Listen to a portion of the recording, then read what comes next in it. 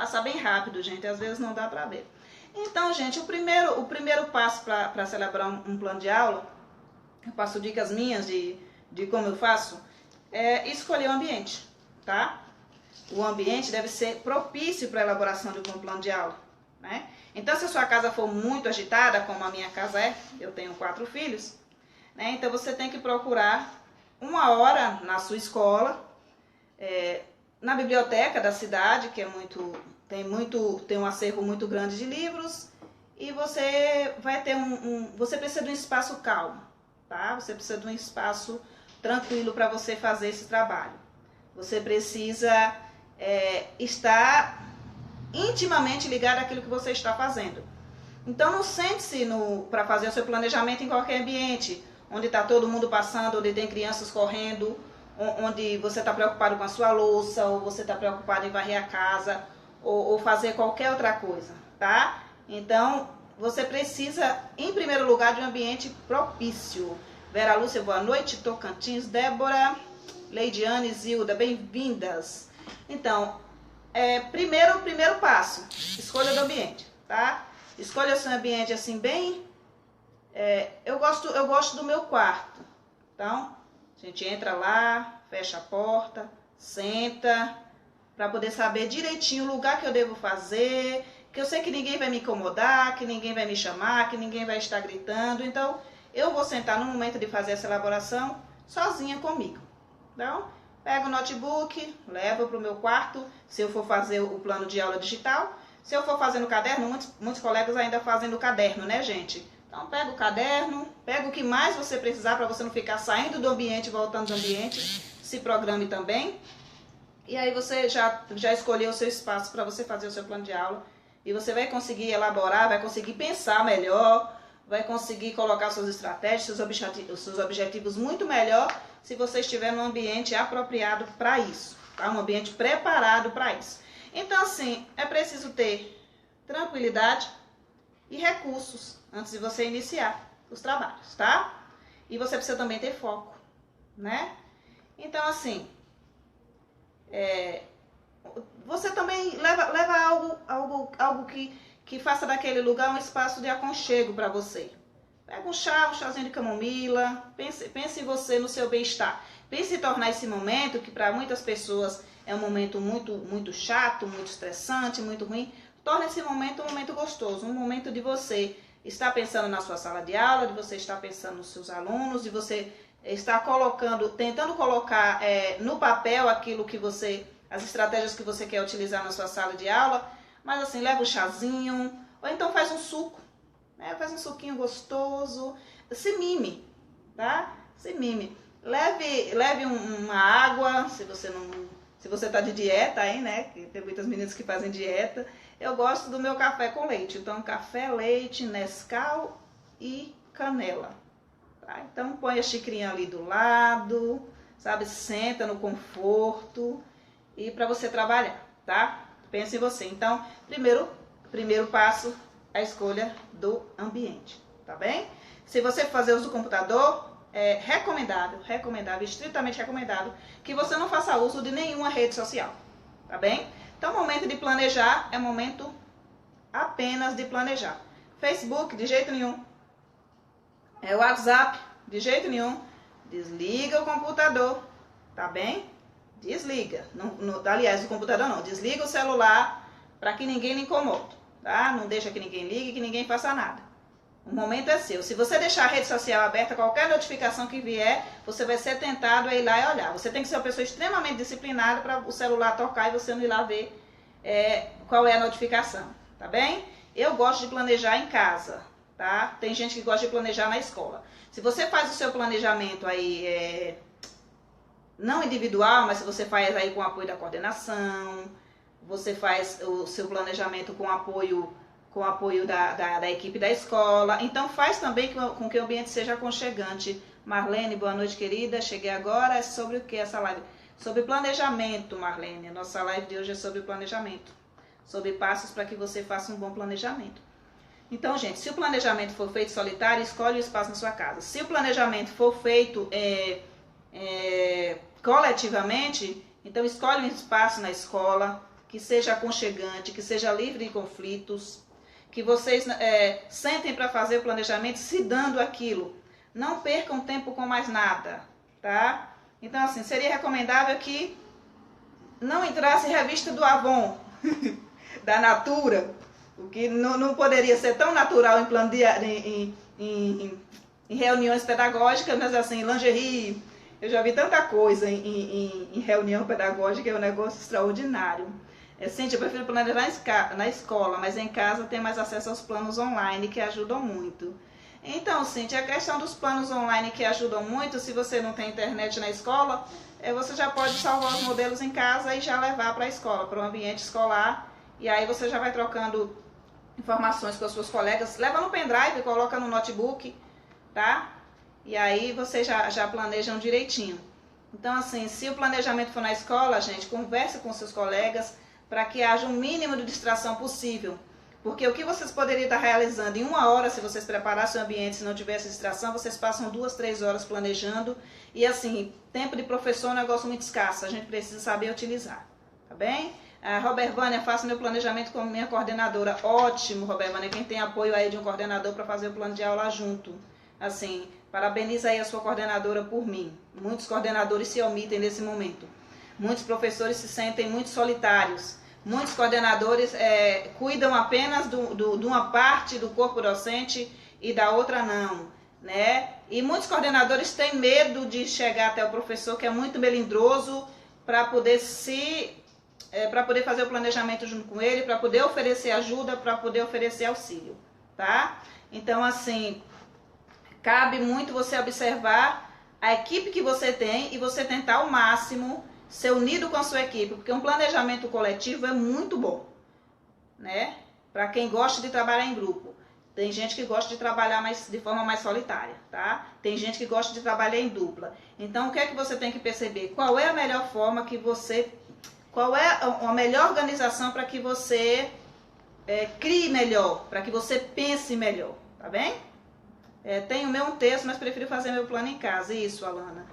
Então, assim, se você prefere fazer em casa, escolhe o ambiente direitinho. Se você prefere fazer na escola, tem uma boa equipe para que você não fique ali perdido horas tentando fazer uma coisa que você passaria menos tempo. Então, otimize o seu tempo, tá? Foque naquilo que você vai fazer e faça com competência, faça com empenho e sabendo esse momento agora é o momento que eu tenho para fazer um planejamento escolar. Não existe mais nada além disso na minha programação de hoje. Tá? Passo 2, analise o seu público-alvo. Isso deve ser feito integralmente, né, gente? Deve ser feito o ano inteiro, você analisar o seu público-alvo. Boa noite, Gi. Tem apenas 90 minutos para as 2 classes, creche 3 e pré. Ajuda? Nenhuma. Me deu uma luz, tenho que fazer na escola. Então, Selma, assim, primeiro não se apavorar. Você tem 90 minutos, então 45, tá? Foco. Senta ali 45 minutos, vou fazer o meu planejamento da creche. Então, senta ali e faz o seu planejamento de creche, né? Acabou o tempo da creche, fecha ali. Agora eu tenho mais 45 minutos, tenho que fazer o meu planejamento do pré-1. Pré-1 ou pré-2? Acho que aqui é um pré-1 e uma exclamação. Então, senta, se tem que fazer na escola, senta na escola, procura o ambiente na escola. Se tiver muito barulho ou se tiver pessoas transitando, gente, por favor, fala com a coordenação, fala com o gestor e avisa, olha, momento de planejamento não é momento para ninguém transitar, momento de planejamento é um momento que a gente precisa ter foco para se dedicar àquilo, tá bem? É muito bom você realizar essas lives, nos ajuda muito, a Tassiana Tassi. Então, gente, aí você vem pro segundo passo aqui, analisar o seu público-alvo, né? Pense nos seus alunos, nos interesses dos seus alunos, nos conhecimentos prévios, nas suas dificuldades no percurso. Você pode se valer das últimas aulas ou fazer uma releitura rápida dos últimos relatórios ou pareceres descritivos, né? Então, assim, a gente costuma ver muito preencher de ficha, preencher de plano de aula sem utilização. A gente vê um PPP feito só para preencher uma ficha para poder conseguir a verba do governo. E a gente também tem que perceber que nós não fazemos pareceres descritivos, que nós não fazemos relatórios para nada. Nós fazemos relatórios para que a gente saiba, para que a gente, não apenas para os pais, nós fazemos relatórios para nós, para que nós possamos nos guiar, para que nós saibamos o que o nosso aluno, os avanços que os nossos alunos tiveram e os avanços que os nossos alunos ainda não tiveram. Entende? Então, assim, você precisa analisar profundamente a sua turma sempre. Você pode ter como base outras aulas. Como eu falei anteriormente, você pode gravar as suas aulas. Porque você precisa se observar. E você precisa observar também o interesse dos seus alunos ao tema que você trouxe. E você precisa também observar muito o momento de recreação, o momento de brincadeira deles, para você saber qual é o interesse deles naquele momento, tá? Às vezes você quer trabalhar o projeto Contos de Fada, né? Aí você pensa, eu vou fazer um planejamento para Contos de Fada. Mas quando você chega na escola, as crianças trouxeram uma brincadeira de roda, né? E elas estão muito envolvidas com cantigas de roda. Então, eu posso muito bem, como planejamento é flexível, deixar de lado um pouco ali os contos de fada e trabalhar com as cantigas de roda, tá? Posso fazer uma contextualização com os contos de fada? Posso, né? Mas assim, se o interesse da criança é por cantigas de roda, esquece os contos de fada, parte do interesse da criança. Então, gente, a gente tem que perceber essas pequenas questões que às vezes vão passando despercebidas. Por exemplo, você senta para fazer o seu planejamento, você observa outros planejamentos e aí você cria o planejamento em cima disso. Mas aí você esquece do seu público, você esquece de analisar o interesse da criança, você esquece de analisar o que é que a criança está, o que é que a criança está buscando, o que é que ela está querendo, né? De que forma eu vou fazer esse planejamento? As minhas crianças gostam muito de brincar.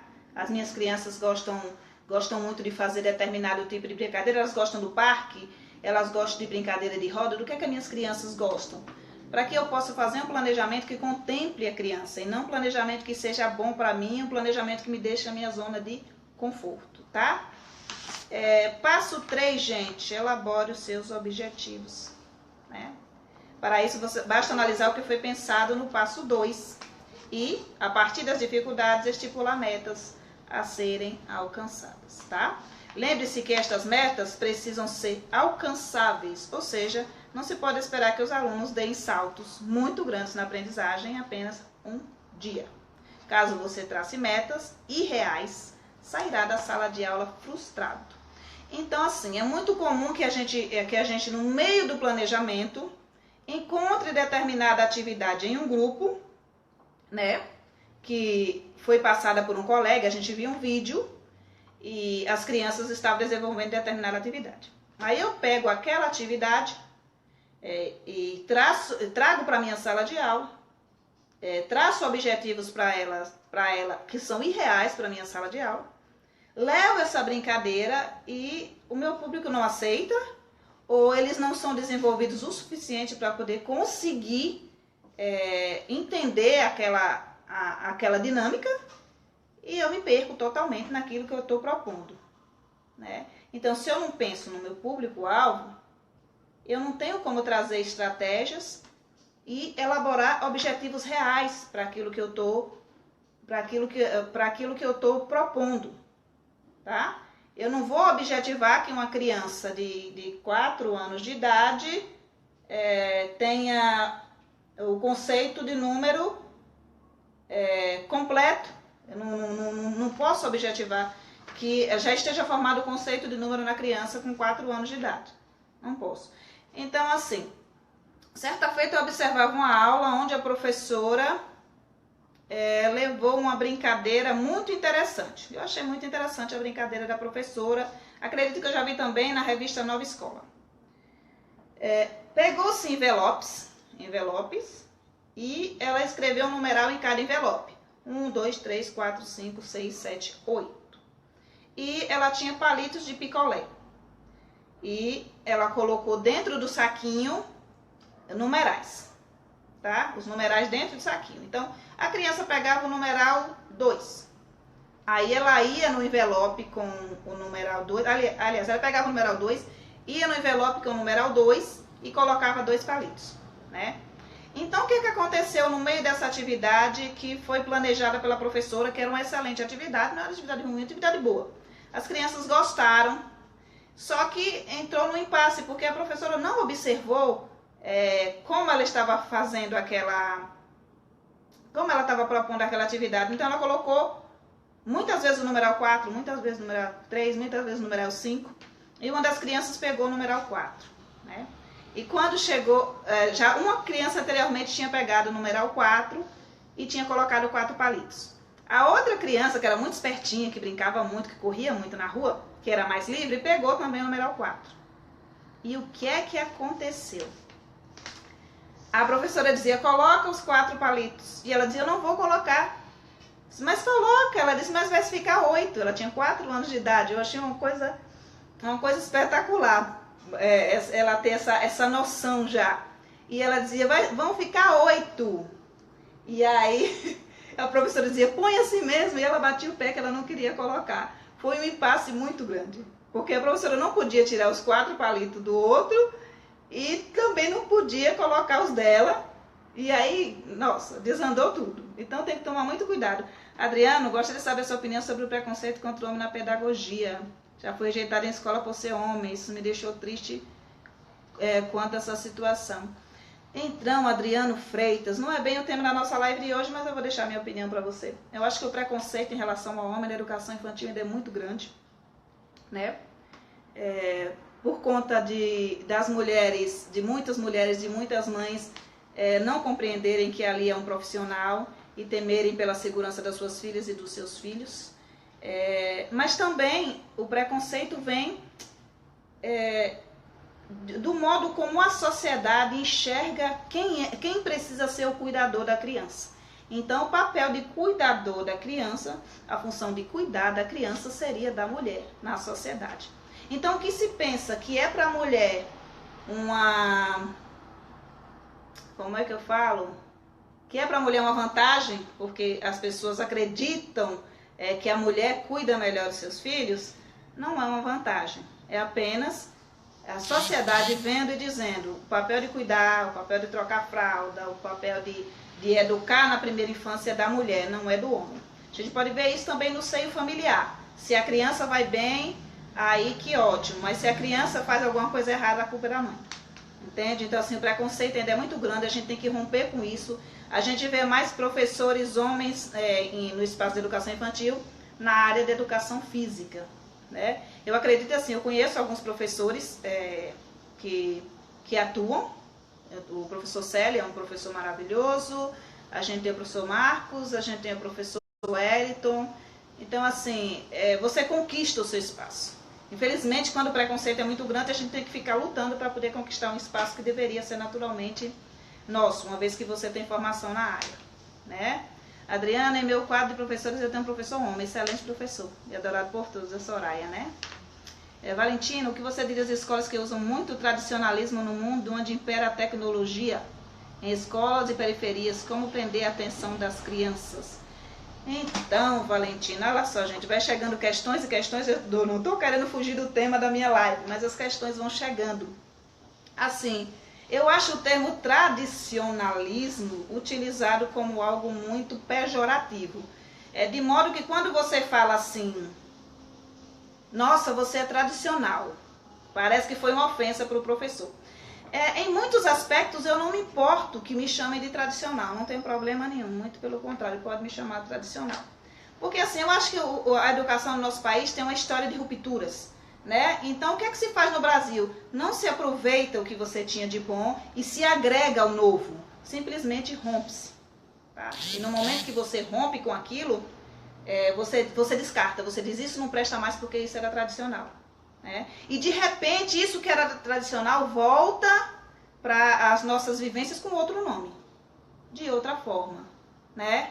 Então, quando isso que é tradicional volta, acontece aquilo que eu proponho, ressignifique, né? Ressignifique.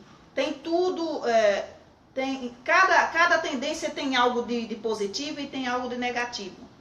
sabe? Você só tem que saber como fazer. Em escola de periferias, eu nunca trabalhei em periferia, então não sei realidade de periferia, tá? Mas assim, para aprender a atenção das crianças, seja na periferia, seja no campo, onde eu já trabalhei, seja na cidade, você precisa buscar trabalhar dentro do interesse dele. Então, depois você procura artigos sobre aprendizagem significativa, tá? Então, aprendizagem significativa. Então, você busca lá, aprendizagem significativa, e você faz leitura, que é muito bom. O que você disse sobre o ensino em Finlândia? Finlândia é outro país, nós estamos no Brasil. Quiçá a gente tivesse hoje, na atual conjuntura no Brasil, condições de utilizar o modelo da Holanda, mas eu acho, da Holanda não, da Finlândia. Mas eu acho que na atual conjuntura, no nosso país, não é aplicável o que se aplica na Finlândia, porque nós ainda não temos estrutura, nós não somos um país como a Finlândia é, nós não temos um povo educado como o povo da Finlândia, então a gente ainda está em passo de tartaruga, né, gente? A gente está caminhando. Não adianta idealizar algo que é de outro mundo e trazer para o nosso e achar que vai dar certo, porque isso já é feito há muito tempo, né? Se você pega ali, muita coisa é trazida dos Estados Unidos para o Brasil, né? Então a gente pega as culturas de outro país e tenta aplicar aqui. E não funciona. Nós temos uma outra estrutura, nós temos um outro governo, nós temos uma outra forma de pensar. Então o que a gente pode fazer é dar o melhor de nós e, sabe, pensar nas nossas crianças e fazer a educação ser melhor. Mas isso depende de todos nós, né? Então depende de pais, depende de professores, depende de gestores, de coordenadores, depende de todo mundo. Não dá para você pegar o pepino e jogar na mão de uma pessoa só. Não dá para achar que só mudando a estrutura da sala de aula vai dar certo. Como não dá para achar que só aumentando o salário do professor vai começar a dar certo. Não funciona assim. Também não dá para achar que só o pai fazendo a parte dele vai dar certo. Não dá, né, gente? Então, mas já foram muitos professores daqui da minha cidade para a Finlândia e trouxeram para cá coisas boas. Que bom que trouxeram, que puderam agregar, Valentina. Que bom que trouxeram. Quiçá todo professor pudesse ir na Finlândia e nos Estados Unidos e em outros lugares e trazer coisas boas para nós e tentar agregar aqui a nossa cultura e tentar fazer melhor, sabe? Mas assim, isso depende de uma gama de coisas. Não dá simplesmente para você trazer algo que é bom em outro país e achar que vai ser bom para o nosso país. Pode-se fazer experimentos? Pode, mas não se pode idealizar, tá? Voltando aqui ao nosso tema. Analisou o público-alvo? Observa a idade dos seus alunos, observa o nível deles, faz leitura dos relatórios, faz leitura de tudo que você tiver, dos pareceres descritivos. E aí o que é que você faz com isso? Você vai começar a elaborar os seus objetivos, tá? Gente, passa muito rápido e não consigo ler de todo mundo. Daí vinha planejamento, amor. O tema de hoje é planejamento produtivo. Então, gente, não trace metas irreais. Não trace metas irreais. Não coloca lá no seu planejamento um objetivo que você sabe que você não vai alcançar em um dia. Coloca lá um objetivo que você sabe que é gradativo, né? Então, tem professor que ele coloca o planejamento na aula dele e ele acha, por ser inexperiente, por estar chegando na sala de aula hoje, ele acha que só por colocar aquilo no planejamento já tem que conseguir alcançar no mesmo dia. Eu falo que os adultos são muito apressados. O grande problema da gente é ser apressado. A gente coloca cá no nosso plano de aula, tal, as nossas estratégias, bonitinho, né? E aí o que é que acontece? A gente quer seguir aquele plano até chegar no fim. E às vezes a criança não quer seguir o plano. Às vezes você tem que ficar ali no segundo ponto, no terceiro ponto e fazer aquilo que é do interesse da criança. Porque senão você fica em choque com aquilo que ela quer e você querendo correr conteúdo, querendo fazer as coisas da forma que você quer, da forma apressada, e as crianças são um pouco mais lentas, tá? Elas gostam de fazer dessa forma. Então, não corre. Vai no ritmo da criança, vai no tempo da criança. Expectativa real. Sempre real. Camila Maria Rodrigues, Gi, por que é tão difícil seguir um planejamento de forma correta? Camila, eu acho que é difícil fazer planejamento quando a gente seguir planejamento quando a gente tem resistência a ele. Primeiro, a gente faz o planejamento para que a coordenação faça vistas, para que a gestão faça vistas. A gente não faz o planejamento pensando em como ele é um facilitador do nosso trabalho e em como ele vai ser proveitoso para os nossos alunos. Então isso já deixa, já faz com que colocar esse planejamento em ação seja mais difícil. Então quando você sentar para fazer o seu planejamento, eu não sei o que é que você quer dizer com forma correta, não sei se eu entendi bem. Talvez você queira dizer fazer o planejamento tópico por tópico, seguir tópico por tópico. Então assim, observe que o planejamento ele é maleável, ele é flexível. Então você pode segui-lo até o final, até a risca ou não. Então, se você não conseguiu seguir esse planejamento hoje até o final, isso não impede que amanhã você possa continuar seguindo, tá? Então você já vai ter pontos para uma outra aula, tá bem? Outro passo, passo 4, pesquise e selecione atividades, tá? Esta pesquisa pode ser feita em livros, em sites ou mesmo no acervo pessoal. Soraya, a coordenação não deve só passar vistos, deve participar deste planejamento. Usem e abusem de seus coordenadores, eles estão lá para isso. Uma fala de uma coordenadora, tá, gente? Use e abuse. Soraya, às vezes o coordenador não quer, o que é que a gente faz? O que é que a gente faz, né? Camila Maria Rodrigues, seguir tudinho, eu tenho essas dificuldades. Então, Camila, às vezes você segue tudinho, às vezes não é necessário, não dá tempo, as crianças as crianças se envolveram mais em determinado ponto e não querem. Então, se você tem essa dificuldade, você precisa rever a forma que você está fazendo esse planejamento, tá? O Iara, o planejamento, quando olhamos ele como norte para alcançar o objetivo de trabalho, se torna mais produtivo, muito mais produtivo. Fátima, acho que precisa respeitar o tempo da criança, principalmente da criança da primeira infância. Existe uma ansiedade para dar conta de conteúdos, exatamente, né? Então, Soraya, o coordenador ganha para isso. Soraya disse que ele ganha para isso. Ele ganha para isso, Soraya, realmente, mas a gente tem uma leva de coordenadores muito complicados. Às vezes nós temos um coordenador para 3 escolas. No caso aqui, não é coordenador. Tem o coordenador geral e tem orientador para 2, 3 escolas, porque são escolas de zona rural. Então, gente, aí você vai fazer a pesquisa, né? Vale neste meio tempo você convidar uma colega para uma conversa sobre os seus objetivos, a fim de pegar dela algumas ideias para intervenções e já utilizadas por ela e de forma eficaz. Então, aqui no grupo, né, nos grupos de educação, aqui a gente está com quase 600 mil, se não me engano, você já pode chegar, sabe, bonitinho, direitinho, e aí pedir para a colega, olha, eu tenho esses objetivos que eu tracei. Muitos colegas, e eu já tive muito essa mania, começam o plano de aula pelas estratégias. E das estratégias eles tiram objetivos. O plano de aula não deve iniciar das estratégias, gente. O plano de aula, ele não deve começar primeiro pela estratégia para ir pelo objetivo. Você precisa do objetivo para você montar suas estratégias, tá? Então, depois que você tiver os seus objetivos claros, que você já tiver estudado o público-alvo, aí sim, aí você chega para algum colega ou para a coordenadora, que diz a Camila que às vezes ganha, mas não faz. Gente, pare de falar mal dos coordenadores, os coordenadores vão pegar a gente. Então, gente, assim, pedir ajuda do coordenador, ter esses objetivos aqui, que atividades são eficazes. No grupo, gente, eu estou querendo alcançar esses objetivos com os meus alunos. Quais atividades vocês fizeram para alcançar esses objetivos, né?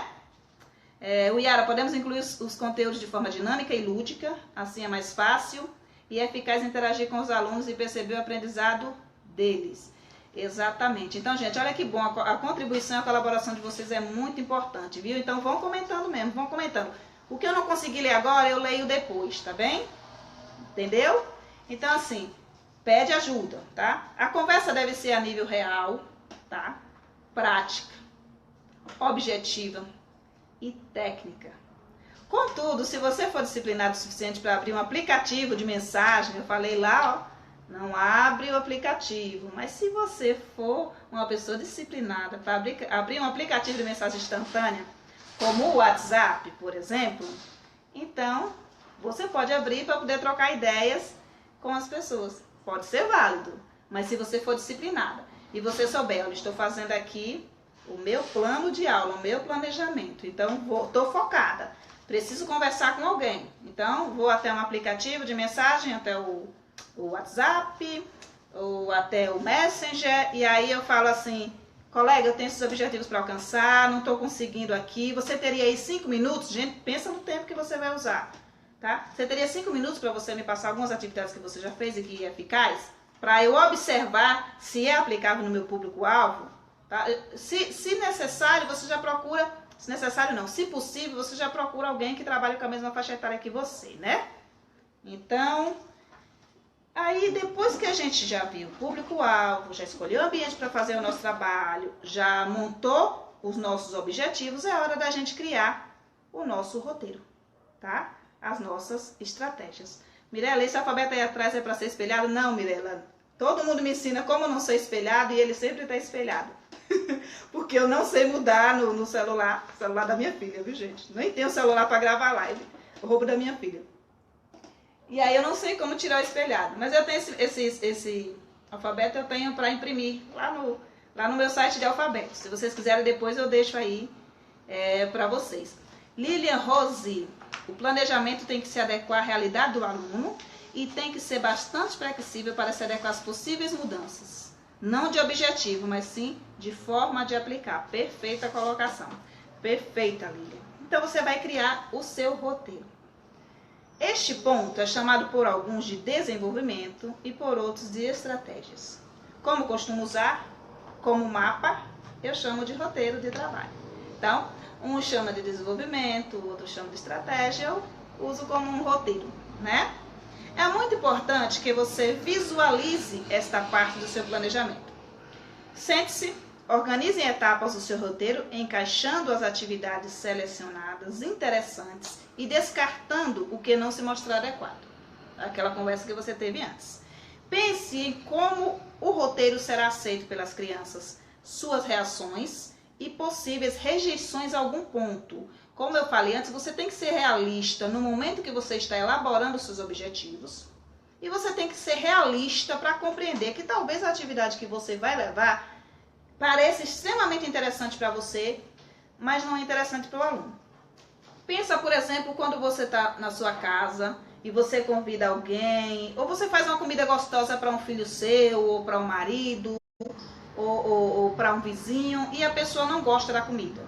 É mais ou menos isso que um professor sente quando prepara aquele plano de aula que ele acha que é top, com aquela atividade maravilhosa, que ele diz, nossa, os meus alunos vão amar isso aqui, e na hora que ele serve, as crianças rejeitam. E aí é que vem a frustração, que é uma frustração muito grande, porque a expectativa que muita gente coloca em cima de uma atividade, porque a gente achou interessante, porque a gente gostou, porque a gente pensou na gente, não pensou que o aluno poderia rejeitar, é uma expectativa surreal, sabe? É uma expectativa além daquilo que você deveria ter. Crianças podem gostar e crianças podem rejeitar. Então, como eu falo sempre, plano B, tá? Elabora, deixa ali as suas estratégias no seu roteiro e aí já coloca lá na frente alguma coisa que seja possível você fazer caso as crianças rejeitem aquela atividade, né? Farley Santos, o planejamento além de estar se adequando às necessidades do aluno, o mesmo deve também estar adequado à realidade da escola, porque tem escola que nem livro tem para todos, exatamente. E aí, onde entra a nossa criatividade, que tem escola que não tem espaço, então eu não posso colocar uma brincadeira que requer que os alunos corram muito, porque não tem espaço, só tem espaço na sala de aula. Tá? A gente tem escolas aqui minúsculas, que não tem nem pátio para brincar. Então, assim, a gente busca colocar dentro das nossas estratégias, dentro do nosso roteiro, atividades que possam ser realizadas, né? Então, observar o meu ambiente, a minha estrutura física, os recursos que eu tenho para fazer uso, né? E assim, tem escola que nem livro tem para todos, isso dava outra live. A questão da escola não ter livros para todos. Muitas vezes a gente esbarra aí no erro de gestão. Porque o FNDE, gente, se não me engano, me corrijam, tá bom? Não, gente. Programa Nacional do Livro Didático, tá? Os livros chegam até a escola, em número satisfatório. E eles têm que ficar, acredito que 3 anos com os alunos. O que acontece muito é que os alunos usam esse livro e não tem um controle, não tem uma biblioteca, ninguém faz controle de nada. Simplesmente entrega o livro para o aluno, ele não entrega de volta, ninguém faz mais nada, fica tudo bem, né? Então, assim, falta o controle, falta o cuidado, falta dizer quantos livros tem na PNLD. Obrigada, Soraya. Falta dizer quantos livros tem na estante, quantos livros tinham, quantos livros não tem mais, quem pegou esse livro, quem danificou o livro, o que aconteceu com esse livro.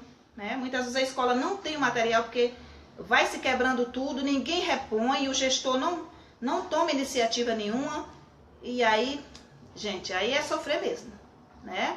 Uma turma de 30 alunos, Farley, com 10 livros para todos, entendeu? O que é que foi feito com os outros livros? Talvez se você procurar a Secretaria de Educação, eles tenham livros lá.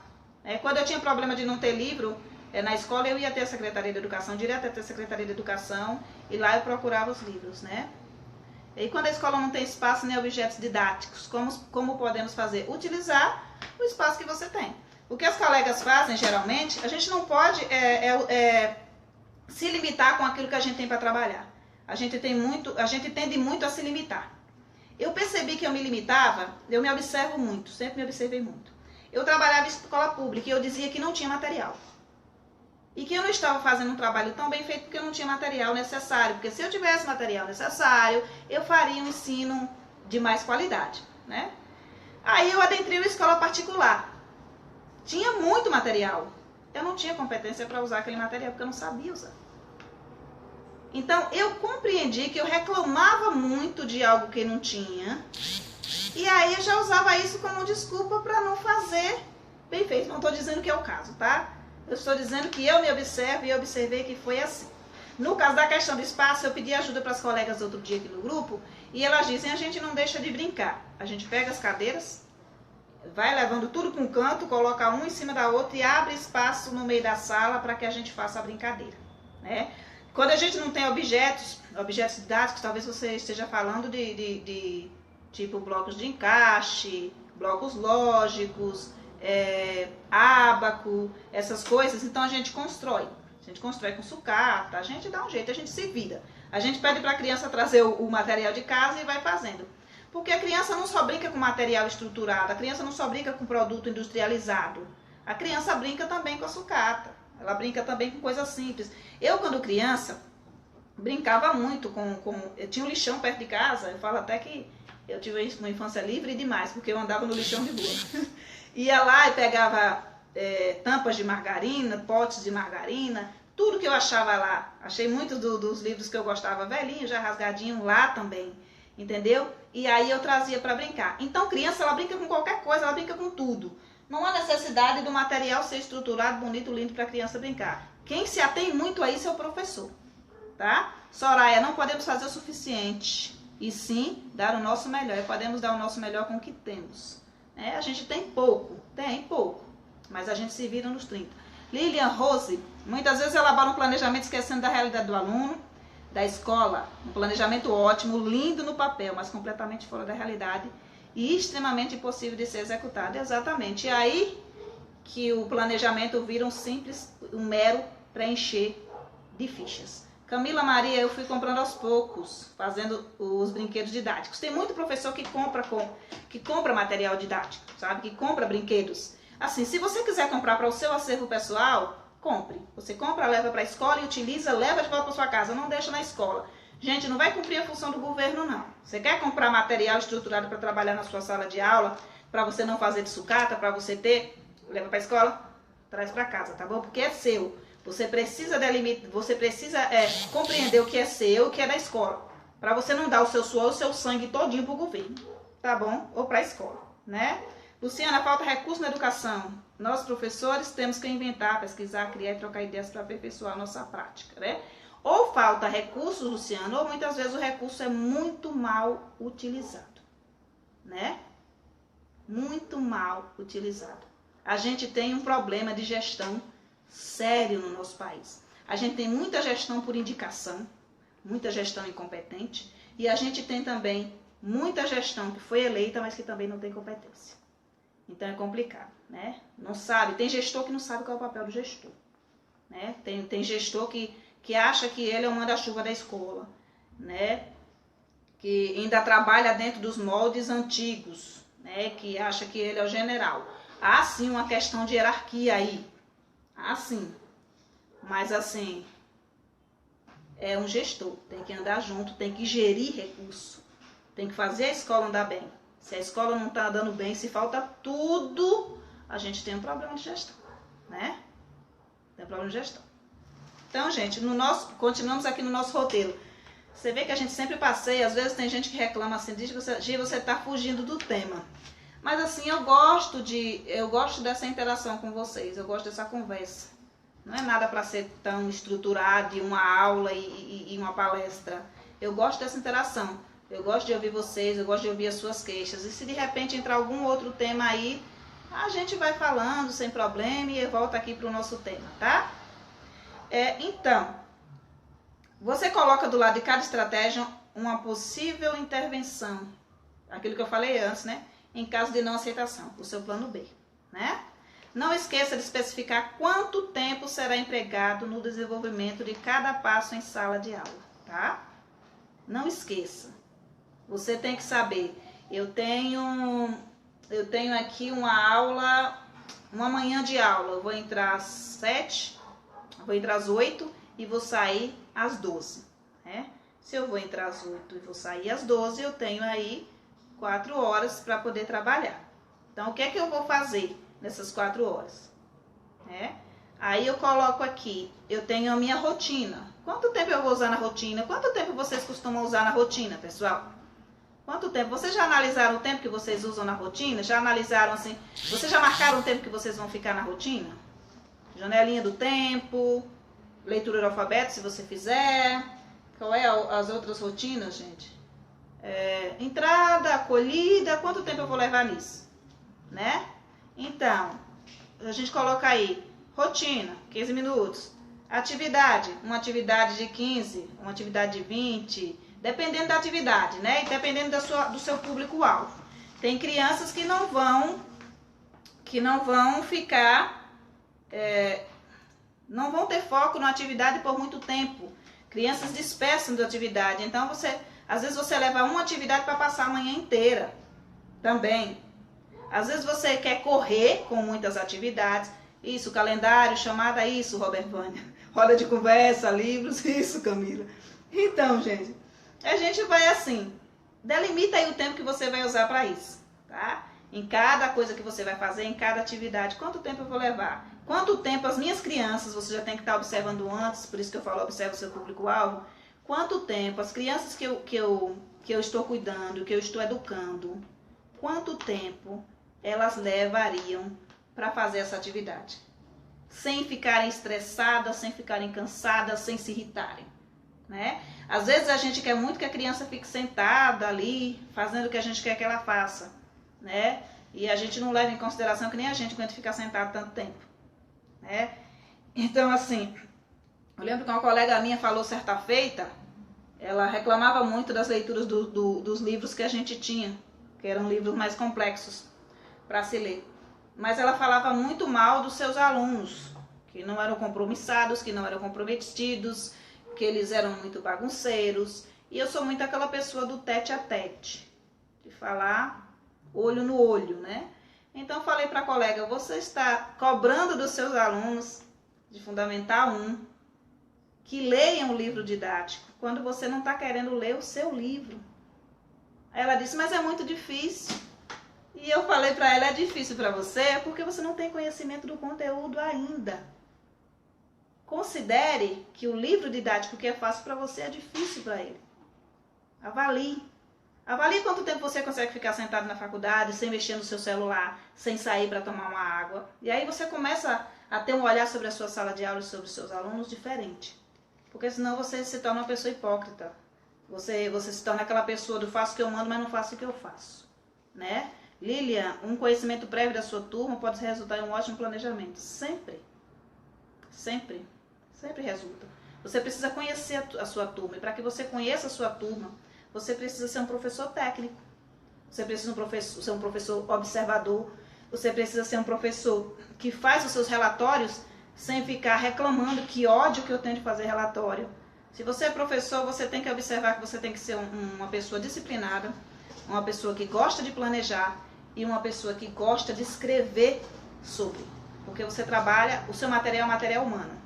Você precisa observá-lo o tempo inteiro. Se você tem uma turma muito numerosa, hoje eu vou observar mais, claro que eu vou observar todos, vou observar mais esses 4. Amanhã eu vou observar mais esses 4 aqui. Depois de amanhã, mais esses 4 aqui. Tá? Mas em todo tempo você precisa observar. Porque você precisa relatar o que é que os seus alunos, os avanços dos seus alunos, aquilo que eles não avançaram ainda, para que você saiba que objetivos você quer alcançar. Tá?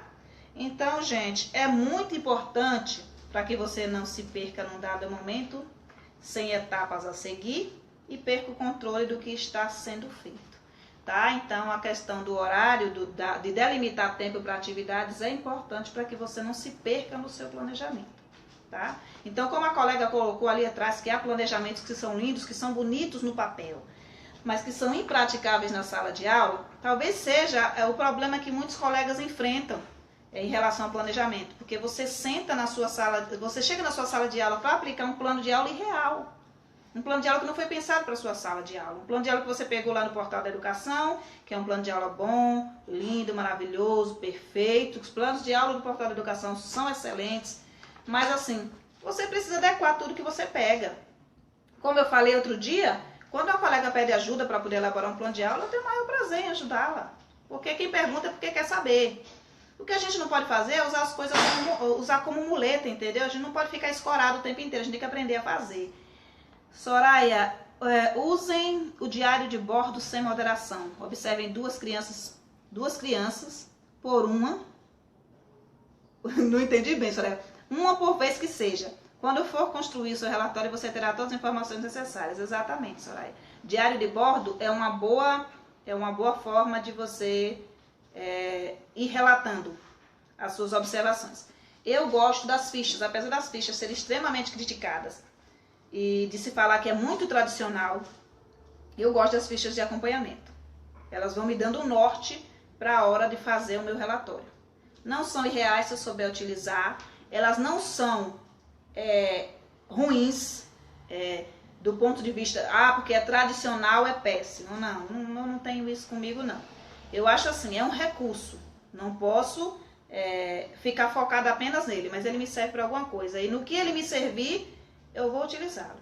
Eu sou esse tipo de pessoa. No que algo me serve, eu utilizo. Eu vou experimentar. Eu não vou simplesmente dizer, não, porque era do sistema tradicional e eu não quero na minha sala, de forma alguma. Eu vou experimentar. Porque teoria se faz. Quem aplica a teoria sou eu. Quem pode dizer se ela é válida no meu contexto, sou eu. Mas assim, quando eu aplico com competência técnica, quando eu aplico sem medo de ser feliz, como a gente costuma dizer. Quando eu aplico sem ter resistência àquilo. Porque, por exemplo, se eu sou um professor que gosto de trabalhar com o método ideovisual do construtivismo, e alguém me diz que o método fônico lá de Capovilla é um excelente método, né? Aí vão dizer, não, porque o método fônico não é um método legal, porque por causa disso, por causa daquilo. Se você for aplicar o método fônico pensando que ele não é eficaz, ele não será eficaz. Porque você não estudou sobre, você não se preparou para fazer aquilo, você está fazendo de qualquer jeito. E quem faz de qualquer jeito não tem bons resultados nunca, porque você é professor técnico de ensino.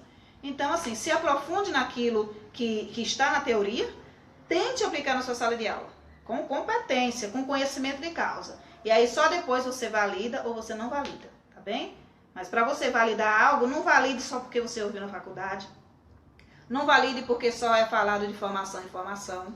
Valide porque você é um professor pesquisador, um professor técnico, um professor competente, um professor que usa a sua sala de aula como um grande laboratório que ele é. Tá bem? Então faça desse jeito. Não valide por validar. Não valide porque as palavras são bonitas. Não valide porque professor A, professor B diz que é para validar. Pense. A gente vem do sistema de ensino que nos castrou. A gente vem do sistema de ensino que a gente era impedido de pensar. Tá? Então muita gente tem medo de pensar, tem medo de expor suas ideias, tem medo do confronto da ideia. E eu costumo falar que eu me dou ao luxo de mudar de ideia. Então é o seguinte, eu falo que isso é interessante, que isso é eficaz. Hoje, agora, nesse momento. Se eu achar que amanhã isso não é mais eficaz, eu vou falar para vocês. olha, eu acho que isso agora não é eficaz. Mas você não vai me ouvir dizendo que isso aqui não serve para nada, tá? Você não vai, como eu já ouvi informações, já ouvi formadores dizendo, olha, isso aqui não serve para nada. E eu acho assim, pode não servir para nada para ele, porque ele não sabe como aplicar determinada atividade, ou ele aplicou com resistência, mas eu posso validar. Eu posso dizer serve para isso, ou serve para aquilo, mas que não serve para nada, não conheço que não serve para nada. Serve para alguma coisa, né? Camila, nem toda turma é igual, não é porque dá certo para A que dará certo para B também, exatamente. E é por isso que a gente não pode pegar plano pronto para poder levar para nossa sala e aplicar. A gente pode pegar plano pronto para ver estratégias, a gente pode pegar plano pronto para ver como o professor vai trabalhar determinado conteúdo e que objetivos ele está procurando, entende? Então, os planos de aula, os planos prontos são ótimos, se a gente não usar como muleta, se a gente não pegar e fazer daquilo algo que vai me deixar na minha zona de conforto, tá bem? Clarice, precisamos conhecer nossas crianças, suas limitações, para que possamos planejar e aplicar métodos adequados. Trabalho com rotina semanal, né? Então, Fabiana Tavares Carneiro, muito bem colocado, Gi. Então, se você não conhece o seu público-alvo, você não é um professor eficiente, não é um professor competente. Você precisa conhecer os seus alunos, né? E para conhecer os seus alunos, você tem que observar. Constantemente, você tem que observar suas crianças. Você tem que saber o que elas gostam, os desenhos que elas estão assistindo. Você tem que gostar até dos desenhos que elas estão assistindo. Eu lembro da época do Frozen, né? Nossa, aquilo foi uma febre. E toda criança estava vendo e era aquela correria, aquela agonia. Agora teve, acho que os Trolls, que é um desenho muito legalzinho.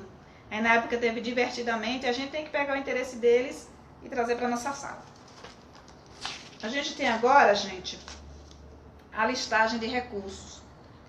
Depois que a gente montou o nosso roteiro, as nossas estratégias, que a gente pensou na possível rejeição dela, ou em como o meu aluno vai reagir diante dela, que a gente estipulou o tempo para cada atividade, a gente vai fazer a listagem dos recursos. Neste ponto, a aula já começa a tomar ares práticos, né?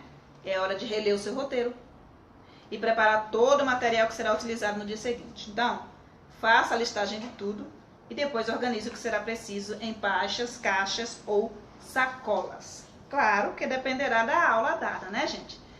Mas assim, eu vejo o professor ir para a escola cheio de sacola. A gente tá sempre cheio de sacola, né? Então assim, se você vai levar miniaturas para trabalhar aí oralidade, para que as crianças digam os nomes dos objetos, então geralmente a gente pega os brinquedos que tem tudo em casa, das crianças que a gente tem, né? Põe tudo num saco e leva para a escola. Para quando chegar lá, a gente ir tirando e a criança ir falando o nome, a gente ir tirando e a criança falando qual é a letra inicial, ou a gente vai tirando fazendo ditado mudo, né? Vai tirando o objeto, já com turma de primeiro ano, e a criança vai escrevendo o nome do objeto. Então assim, a gente vai cheio de sacola. Eu gosto de pastas, Então eu pego uma pasta onde eu vou colocar minhas atividades e eu pego uma pasta onde eu vou colocar o meu planejamento. Eu não gosto do planejamento no caderno, né? Renata Mello, perdi o início, eu vou deixar gravado aqui, tá? Aí você vê depois. Eu gosto de planejamento, gente, na folhinha, tá? Eu pego a folhinha, faço o meu planejamento, coloco um grampinho e levo para a escola, tá bem? Eu não gosto muito do caderno. Eu levo o caderno mais para fazer outro tipo de anotação, mas meu plano de aula eu gosto de digitar no computador e imprimir. Eu sei que nem todo mundo pode fazer isso, porque assim, não tem impressora em casa. Mas assim, gente, algo que eu acho interessante que todo professor tem em casa é um computador e uma impressora. Ou um notebook e uma impressora. Tem em casa, é algo que vai facilitar muito o seu trabalho. Você já imaginou quanto tempo você passa escrevendo no caderno? Eu sei que tem professor que gosta de escrever. Mas a gente está aí na era digital, né? Na era tecnológica. Então, não precisa ter medo do computador.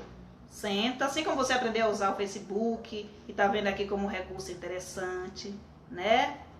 E aí, como você não gostava assim de entrar em WhatsApp e hoje você já entra, pensa nisso que o digital é bom. Camila, por que você não gosta do caderno? Não é prático? Camila, eu acho que o caderno é muito pesado.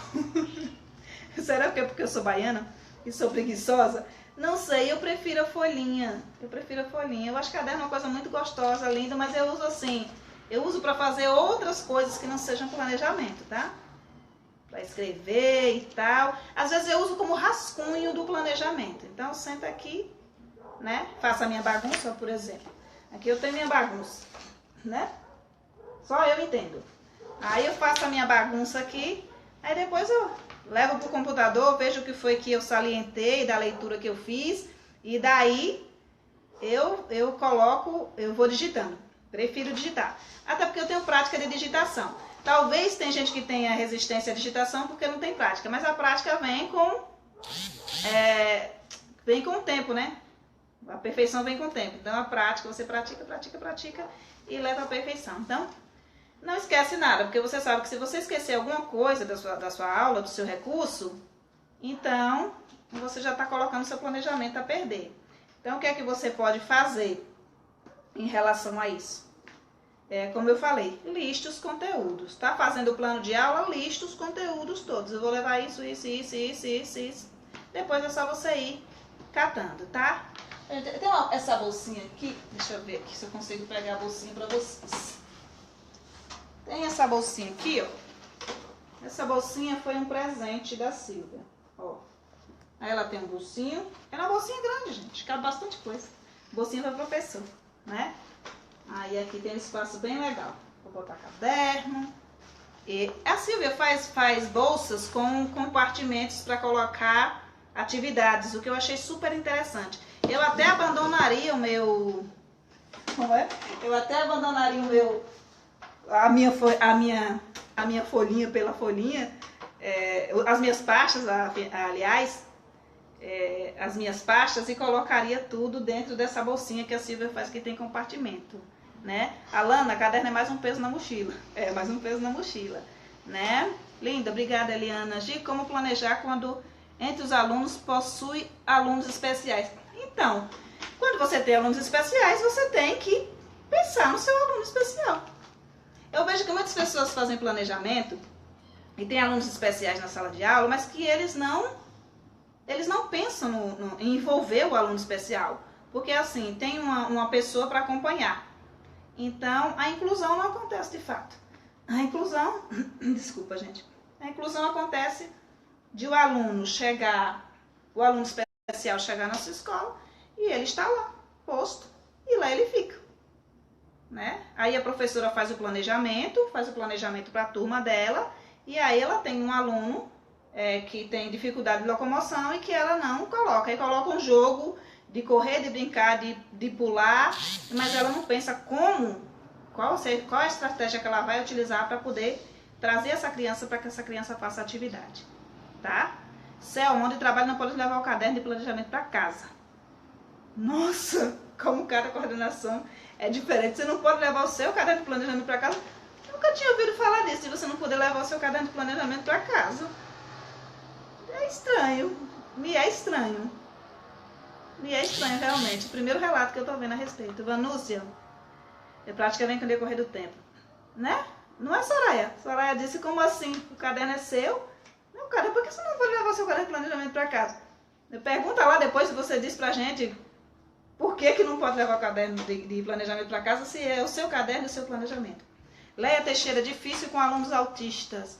É difícil assim, no sentido de que a gente precisa estudar, a gente precisa observar qual é o foco desse aluno, o que é que ele gosta, sabe?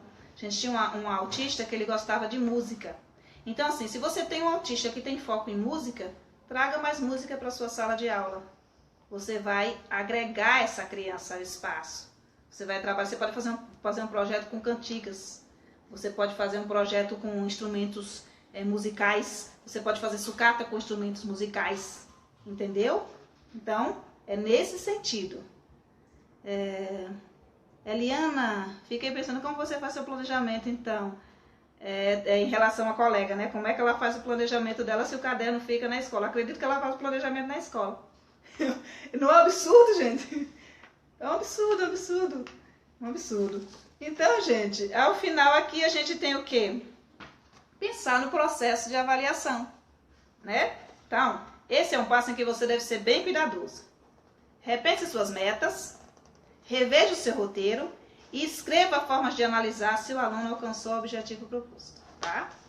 Importante perceber que a avaliação não é somente do aluno, mas do trabalho desenvolvido por você, tá? E dará base para futuras intervenções. Para realizar uma boa avaliação, é preciso foco e observação. Portanto, especifique, como eu falei outrora, diversas formas de avaliar durante o dia. Pode ser em cada etapa, sendo observados os aspectos da aula, ou ao final desta, com os pareceres dos alunos sobre o tema, tá? Você pode se valer de termos como, ao final da aula, o aluno deverá. Então, gente, peça que os alunos avaliem a aula. Peça que eles falem o que eles aprenderam, né? Peça que eles digam para vocês o que foi interessante, o que não foi interessante, porque isso vai dar base para você fazer o próximo planejamento, tá? Sempre, tá bem? Selma, vamos ver o caso da Selma, gente. Faço na escola em 90 minutos. E ainda é olhado no final de semana se estamos levando escondido. Meu Deus. A gente só tem que rir, gente. É interessante. Tira foto. Né? Você tem celular, não vai levar escondido, né, gente? Mas pega o celular. Gente, que surreal. Pega o celular e tira uma foto do seu planejamento. Minas Gerais. Gente do céu. Tira a foto do seu planejamento. Você chegar lá, tira a foto do caderno. Aí você mostra pra gente aqui como é que... Por que esse planejamento não pode ser levado para casa, não pode ser visto, né? Escondido foi ótimo. Então, gente, depois dessa avaliação, pede para que os seus alunos vejam, para que os seus alunos falem da aula. E ao final, né? Desligue-se. Antônia, Gil, que técnica você me aconselha a usar com uma turma muito indisciplinada? Antônia, planejamento. Observe o seu planejamento. Se a sua turma é muito indisciplinada, observe onde no planejamento você tem pecado. Por exemplo, às vezes a criança fica insegura se ela não sabe o que é que vai acontecer na próxima etapa. Então, o que é que você pode estar fazendo? Põe o seu roteiro no quadro, tá? Você chega e aí você coloca lá no quadro. Primeiro momento, olha, gente, hoje nós vamos fazer isso aqui. Então, a gente vai ver a chamadinha, depois a gente vai fazer uma roda de conversa, depois a gente vai brincar no parque, e aí você vai sempre colocando a próxima etapa. Se eles for Selma, block piece, é o que eu faço, Gi. E isso é muito bom em relação para que a turma fique mais disciplinada. Mas também a gente tem que ver essa questão da disciplina e da indisciplina de outro viés. Porque assim, tem professor que quer que a criança fique muito tempo parada, muito tempo quietinha. Então assim, o que eu recomendo que você faça? Coloque no seu planejamento, observe no seu planejamento. Coloque atividades mais agitadas e coloque atividades mais lentas. Não coloque a sua criança só para pular a manhã inteira, mas também não coloque a sua criança só para ficar sentada, sabe? Observe aonde no seu planejamento você tem pecado, tá bem? Eu gosto muito de músicas instrumentais. Eu acho que não deveria nem existir sino na escola, podia marcar os horários com música clássica, porque acho que o sino agita muito as crianças e tal. Então observe, pergunta para ele o que eles querem, onde eles querem brincar, o que eles querem fazer, que atividade eles querem fazer. Aí você vai trazer para o seu planejamento atividades que eles gostem. Criança gosta de atividade rotineira, gente. Muitas vezes a gente peca até em levar muita novidade para a sala. Muito professor peca em levar muita atividade para a sala. Porque você faz assim. Você diz, nossa, que atividade legal, vou botar no meu planejamento. Deixa eu ver aqui. Não, desculpa, gente. Aí, outra atividade legal, vou colocar no meu planejamento. Outra atividade legal, vou colocar no meu planejamento. Mas assim, às vezes a criança só quer brincar daquilo que ela estava brincando ontem. Perceba que quando a criança acha uma brincadeira de roda, elas brincam daquilo meses. Elas vão pro recreio e brincam da mesma coisa. Aí vão pro recreio e brincam da mesma coisa. Aí você quer propor outra coisa, mas elas brincam da mesma coisa, porque elas gostam daquilo. Então, se tem uma atividade que a criança gosta, use, abuse, sabe? Você não precisa estar trazendo novidade todos os dias, se as crianças não querem, né? Soraya, a criança grita por rotina, né? Criança grita por rotina. Ela precisa saber o que está acontecendo. Nós precisamos gritar por rotina. Se você não... Quando eu fiz uma live essa semana sobre como você cuidar da sua saúde, do seu bem-estar, o bem-estar do professor. E entre os pontos eu colocava, faça o seu roteiro pessoal, do que é que você vai fazer no dia. Estabeleça o que você vai fazer. Coloque a sua rotina, porque no momento que você for lendo, você já vai ficar menos estressada, já vai ficar menos ansiosa. Com a criança não é diferente, ela fica muito ansiosa se ela não sabe o que é que vai acontecer no momento seguinte. Você deu uma atividade para a criança em que ela tem que ficar sentada fazendo alguma coisa, né? Aí o que acontece? Tá lá a criança sentadinha, fazendo. Ela tá pensando o quê? Quanto tempo eu vou ficar aqui? Será que eu vou ficar aqui a manhã inteira? Né? Será que eu só tenho isso para fazer? O que eu vou fazer depois disso aqui? Eu não vou fazer mais nada? E daqui eu vou para casa? Entende o nível de ansiedade que a criança fica? Né? Então, não leva a sua agitação para a sala de aula. Uma brincadeira muito interessante que vocês podem fazer é brincar de estátua, tá? Para que a criança vá tendo a compreensão de que a hora dela andar, a hora dela correr muito, dela brincar, é a hora dela parar, né? Então, assim, faz aquela rodinha. Eu não sei como é que é aí na região de vocês. A gente dizia bem assim quando eu era criança. O circo pegou fogo, o palhaço deu sinal. Acode, acode, acode, a bandeira nacional. Brasil 2000, quem se mexeu saiu. Na escola infantil só paga 1000. Aí todo mundo ficava estátua. Quem mexia saía da brincadeira. Entende? Aí a gente começava uma nova rodada. Cantava a musiquinha. Quem se mexia saía. E quem saía da brincadeira não era que ficasse totalmente fora da brincadeira. Quem saía da brincadeira ficava observando quem tinha se mexido. Tá? Pode ter aí alguns conflitos no início. Não vou dizer que não tenha conflito. É um jogo, tem regras. A criança precisa aceitar as regras, ela vai às vezes brigar que não se mexeu, mas assim, já vai criando nela essa ideia de que há momentos que a gente precisa ficar parado, e que ficar parado é bom, tá?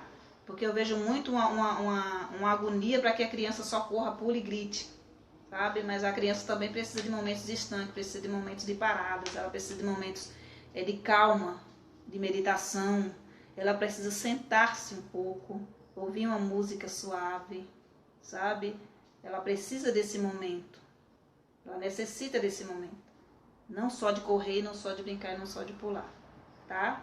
Então, tem muita gente que critica muito quando se coloca uma criança sentada para pintar alguma coisa ou para fazer alguma atividade, né? Eu não sei como as pessoas conseguem reduzir tanto as coisas e falar tanto que isso aqui acaba com a criança ou que isso aqui não acaba com a criança. Porque para mim, criança brinca de escrever também. Né? Eu brinquei muito de ler, de escrever. Brinquei muito de professora. Nossa, eu era uma professora top. Desde pequenininha eu queria ser professora, né?